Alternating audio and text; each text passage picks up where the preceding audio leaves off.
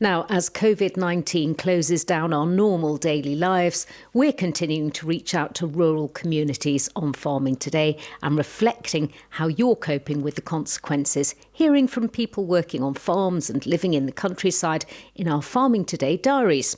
Charlotte Barry works for a community-run vegetable growing enterprise in Cornwall, packing and delivering veg boxes across North Cornwall. And like many veg box enterprises, they've seen an unprecedented rise in orders, and they've had to set up a waiting list. Well, now they're working hard to plant and grow more veg to meet demand. I'm sitting in one of our 4 large polytunnels, social distancing myself from the rest of the growing team, surrounded by hundreds of newly planted out vegetables. Everything from cabbage, cauliflower, spring cabbage and peas, early potatoes, and also herbs like parsley and coriander. And all we have to do now is water, weed and wait.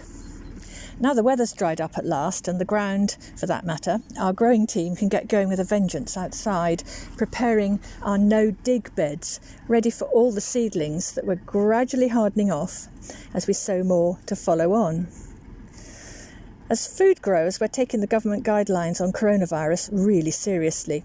At the same time, we're having to ensure we can keep getting our healthy, locally grown fresh produce to as many people as possible who've subscribed to our vegetable box scheme.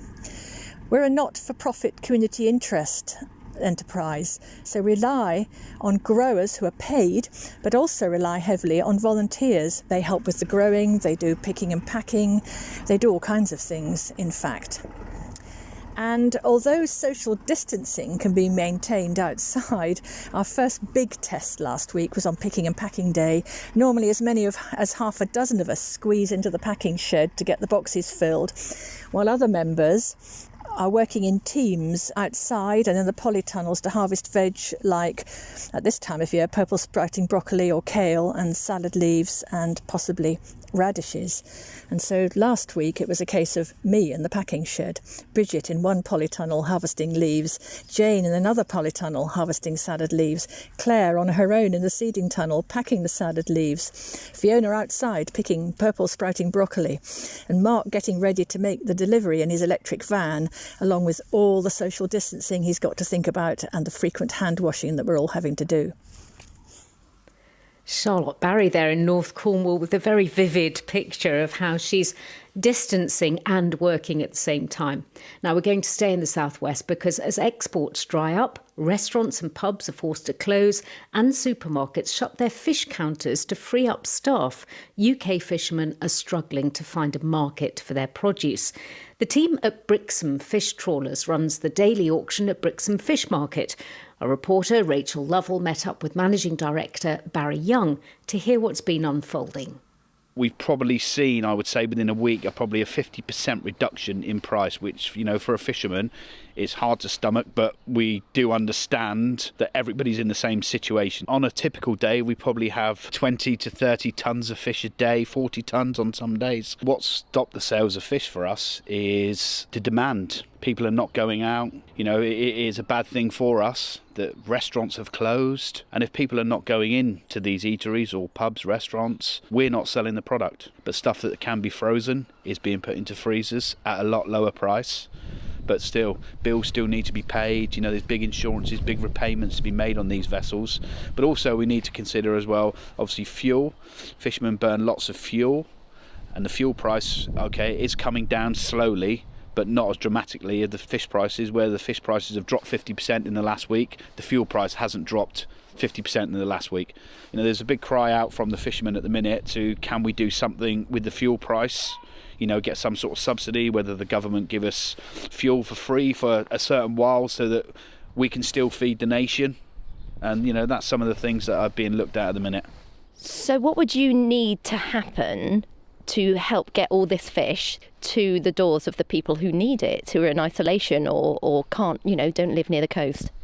There's probably a big cry out for somebody to bring in 20 vans, whether that could be government funded, to pick up the fish and deliver it to its destinations. I think without a doubt, for us to continue feeding the nation, we do need some government intervention, definitely. Well, I'm joined now on the quay in Brixham by Paul Dias. Paul, you run the fleet for Water Dance, is that right? Can you tell me a bit about your boats? We've got 4 or 5 Euro cutters, which are 24-metre fishing boats, and we've got 4 or 5 30-metre fishing boats that do between 6 and 7 day trips at sea. Now with this coronavirus going around, we're going to start struggling now. The prices have been dropping down all week now, and it's getting to be a struggle now to keep the crews in wages, if you like, and in work, because in a minute we'll have to stop the fleet and they don't get paid if they don't catch any fish. This is a situation where we've got boats tied up and we've got people queuing at supermarkets for food. Yeah, I mean, I've got to struggle tomorrow to try and find enough food for 3 or 4 of our boats sailing tomorrow to do a couple of 3-day trips to get food to go to sea with, to eat themselves, because there's nothing on the shelves. What do you think could be a way out of this? What do you think we need to happen? We need the English to start buying fish for a start off, to start feeding themselves on fish, which is healthy, good brain feed, just, to help us sell the fish. I mean, in a minute we're going to have one of these boats come in with £20,000 worth of fish on board and not be able to sell it. You have to stop the boats going to sea, which is going to put a lot of people out of work, because obviously there is self-employed share fishermen. So it's going to hit us in a minute, which we're all scared of. We don't know what's coming on or what's going on. It's just a no answer to it, is it? We just need people to start looking into the English fleet now and buying our fish. That report from Brixham in Devon. Well, the first impact for fishermen there was on crab and lobster, because most of that was exported to China. Now the problems are affecting the whole of the industry across the country. Barry Dees is Chief Executive of the National Federation of Fishermen's Organisations. From day to day, the situation's changing. So even overnight, we heard that many fish and chip shops on the East Coast were closing. So that's going to have an impact that wasn't there before the weekend. Prior to that, some supermarkets had closed their fish counters in order to move their staff onto restocking shelves. That's got an impact. So it's a very dynamic, fast-moving picture, but it's not the same in all segments. So I think that's the first thing to appreciate. Our approach, what we're talking to government about, hopefully they're taking into account, is to try and keep the vessels at sea where there is continued demand, keep the supply chains open, keep the processes supplied where that is possible. There will be sectors like shellfish where there's no demand, so all the boats can do really is tie up, and there needs to be some kind of tie-up aid, direct aid for that. So I think what we're talking about... Why do you say that there's no demand?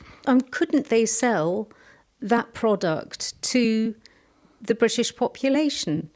I mean, surely couldn't you find different markets, because people need food? People do need food, and that is happening to some extent, but it's a question of scale. From what we hear, there's a lot of demand. People are signing up for doorstep deliveries, and the industry is adapting. But it's a question of scale. I don't think that these new initiatives, welcome as though they are, can replace the mainstream supply chains. It's just a question of scale. It's a shame, though, isn't it? Because there are people who say the fish counters, as you say, in supermarkets have closed, and it would be a waste, wouldn't it, not to use it?